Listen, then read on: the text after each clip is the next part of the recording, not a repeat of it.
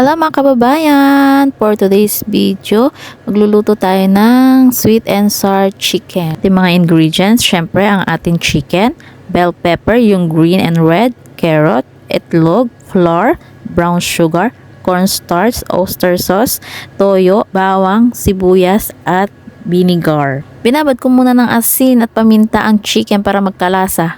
Tsaka ako gumawa ng butter, minix ko lahat ng ingredients hanggang maging smooth ang aking butter. Tsaka ako binuhos ang butter sa chicken na minarinate kanina. Kapag nahalo na ang butter sa chicken, mag-start na tayo magprito sa mainit na mantika. Habang piniprito ang chicken, i-prepare naman natin yung sauce ng ating sweet and sour. Ang sangkap ng ating sauce ay ketchup, brown sugar, toyo, suka, tsaka lang natin haluin para ma-mix lahat ng sangkap. Dahil tapos na naprito ang ating chicken, start na tayo mag-isa.